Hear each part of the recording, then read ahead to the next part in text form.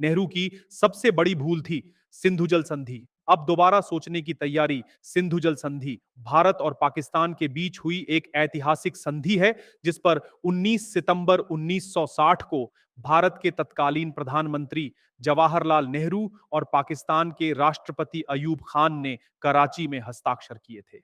इस संधि का मुख्य उद्देश्य सिंधु नदी और उसकी सहायक नदियों के पानी को दोनों देशों के बीच उचित रूप से बांटना था। नेहरू इस संधि को केवल एक तकनीकी समझौता नहीं, बल्कि विश्वास और सहयोग का प्रतीक मानते थे। उन्होंने कहा था कि भले ही हम विज्ञान और तकनीक में आगे बढ़ गए हों, लेकिन खेती और जीवन के लिए अच्छी जमीन और साफ पानी अब भी सबसे जरूरी है। उनका मानना था कि यह समझौता दोनों देशों के बंजर खेतों में नई जान डालेगा और भारत पाक संबंधों को बेहतर करने का मौका बनेगा।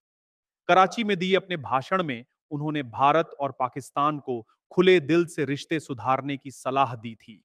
इस संधि को बनाने में विश्व बैंक ने भी बड़ी भूमिका निभाई थी।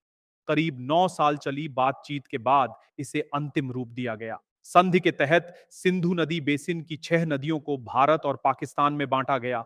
पूर्वी नदियां रावी, ब्यास और सतलुज भारत को दी गईं, जिनका भारत को पूरा इस्तेमाल करने का अधिकार मिला।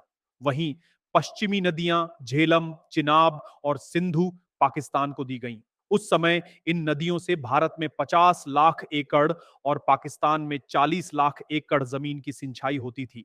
लेकिन समय के साथ इस संधि को लेकर नजरिया बदल गया। अब इसे राजनीतिक नजरिए से भी देखा जाने लगा है। प्रधानमंत्री नरेंद्र मोदी ने इस संधि को भारतीय किसानों के साथ विश्वासघात बताया है। बीजेपी अध्यक्ष जेपी नड्डा ने इसे नेहरू की सबसे बड़ी भूलों में से एक कहा है। उनका मानना है कि इससे भारत की जल सुरक्षा कमजोर हुई है और पाकिस्तान को ज्यादा फायदा पहुंचा। हाल ही में जम्मू कश्मीर के पहलगाम में हुए आतंकी हमले के बाद केंद्र सरकार ने इस संधि को पूरी तरह निलंबित कर दिया है। सरकार का कहना है कि भारत को अंतर्राष्ट्रीय कानून के तहत यह अधिकार है कि वह जब चाहे इस संधि पर पुनर्विचार कर सकता है। अब यह कहा जा रहा है कि जिस समझौते को नेहरू ने आपसी विश्वास की शुरुआत माना था, आज उसे उनकी नीतियों पर सवाल उठाने के लिए इस्तेमाल किया जा रहा है।